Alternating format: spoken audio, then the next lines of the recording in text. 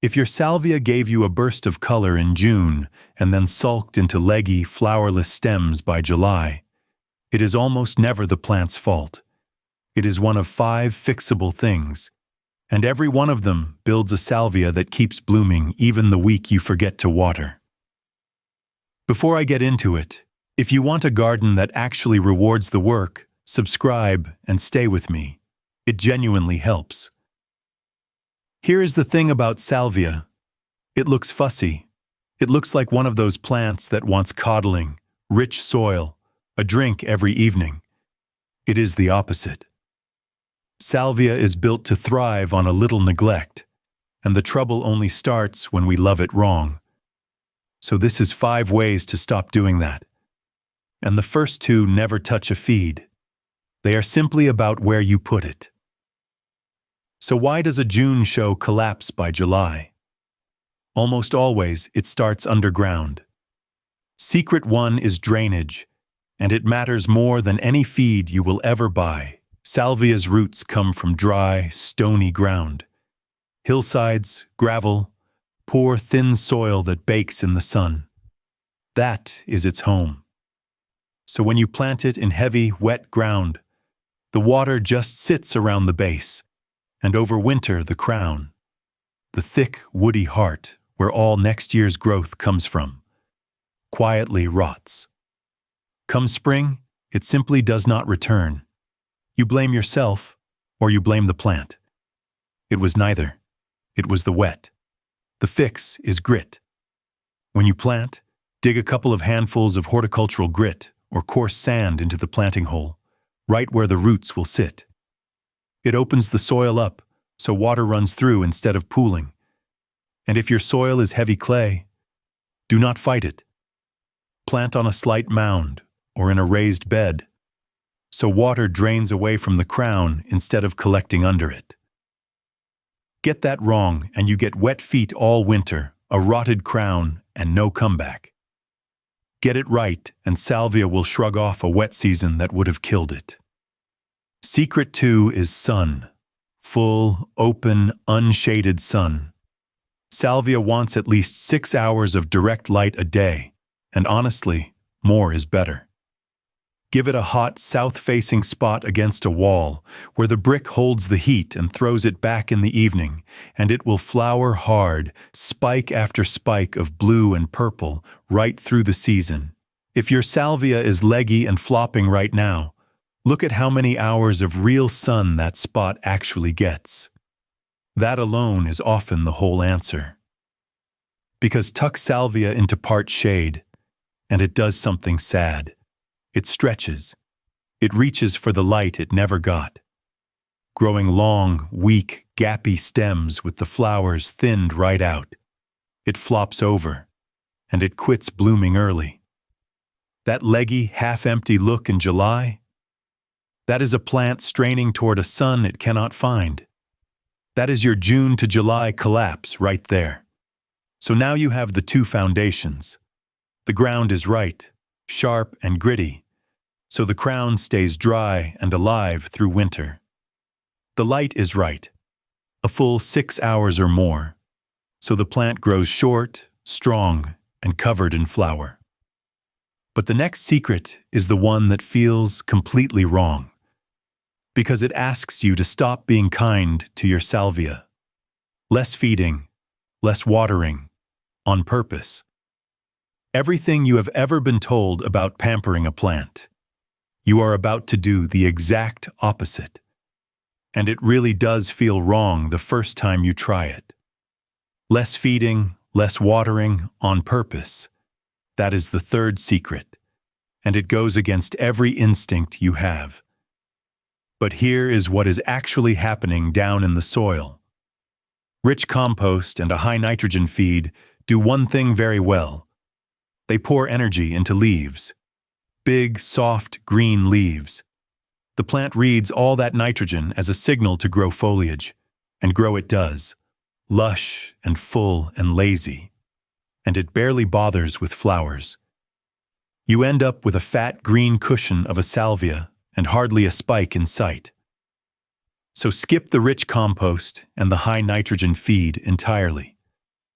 You are not starving the plant. You are just refusing to bribe it into growing the wrong thing.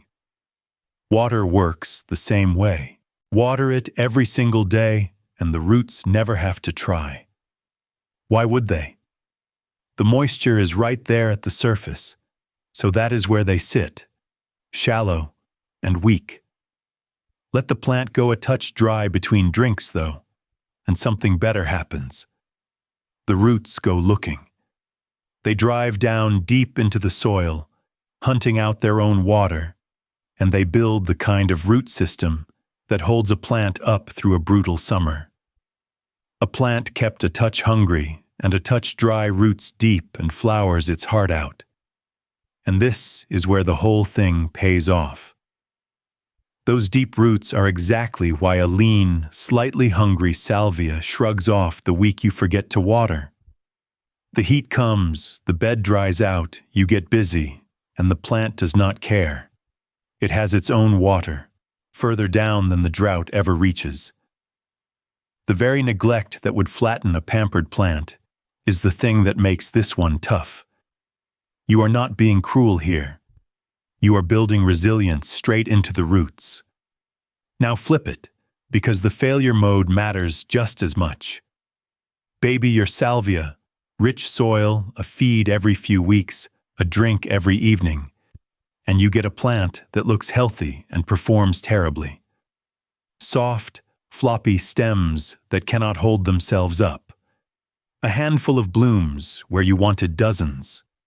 And all that soft, coddled growth sits there holding moisture around the base, so the crown rots that much easier. The kindness you thought you were showing it is the thing quietly killing it. Quick question while we are here. Which plant are you fighting with in your garden right now? Tell me in the comments. I read them.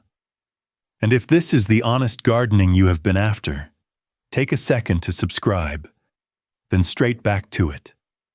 So take stock of where we are. 3 secrets down. Sharp drainage so the crown never sits wet. Full sun so the plant never has to reach. And now lean living, so the roots go deep and the flowers come thick. Notice the pattern. Every single one of them is about giving salvia the hard, spare conditions it was built for out on dry, stony ground.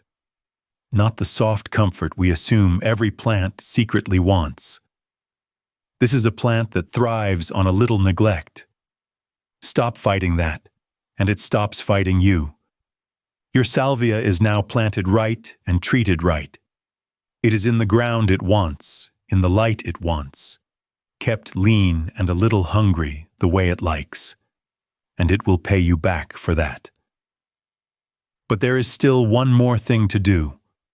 One deliberate move, made at exactly the right moment in midsummer, that decides whether you get color for a single month or right the way through to frost.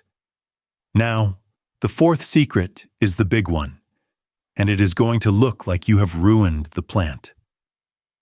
Around midsummer, when that first flush fades and the spikes go brown and tired, you take the shears to the whole plant and cut it back hard, by as much as half. It feels like a mistake.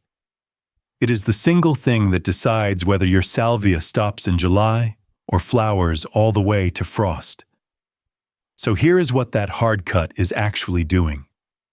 When you take the whole plant back by about 1/3 to 1/2, right above a set of healthy lower leaves, you are not punishing it. You are triggering it. That chop tells the salvia its first job is done, and it answers the only way it knows how, with fresh green growth pushing up from low on the stems, and behind that growth, a whole second flush of flower spikes. That is the wave that carries you right to frost. That is what a salvia that flowers all season actually takes. Not more feed, not more water, one brave cut in July. And here is where most people lose it.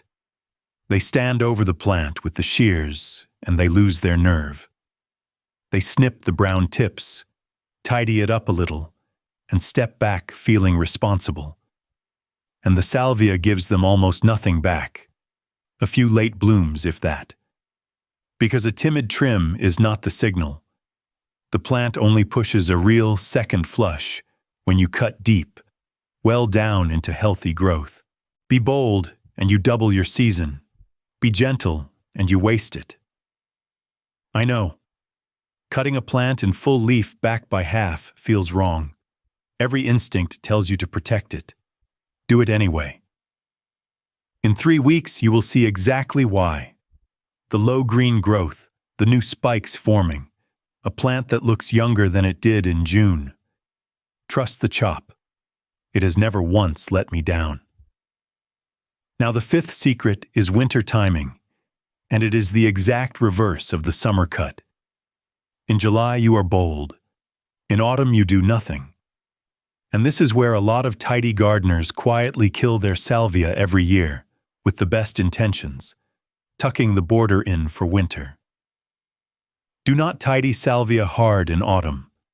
Leave the old stems standing through winter. Those spent stems are not mess. They are cover.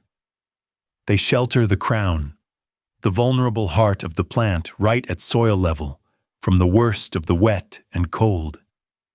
They trap a little pocket of air around the base. And honestly, they do one more quiet job.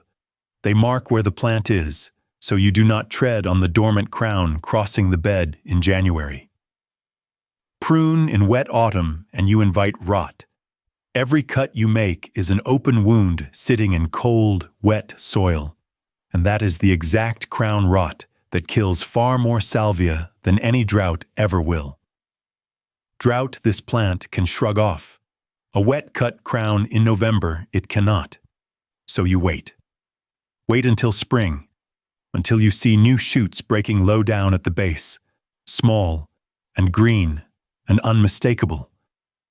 Then, and only then, cut the old growth back to just above them. That is the moment.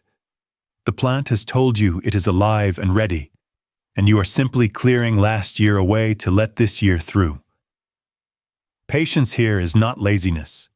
Patience here is protection, and that is the whole thing. 5 secrets, and not one of them is fussy. Sharp, gritty drainage so the crown never sits wet. Full, unshaded sun, 6 hours at the least. Lean living. Hungry soil, less water. No rich feed pushing soft leaves instead of flowers. A bold summer chop in July for that second flush. And a patient spring cut that waits for the new shoots before it touches the old. Get those 5 right, and you have a salvia that flowers from early summer all the way to frost, and never once asks you to pamper it. That week in August when you forget to water, it will not even notice, because you did not raise it soft.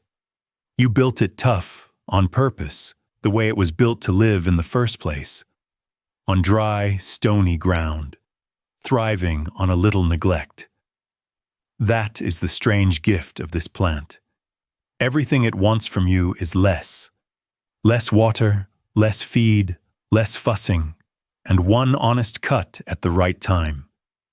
Give it the tough love it was built for, and next summer it will hand you more color than you know what to do with.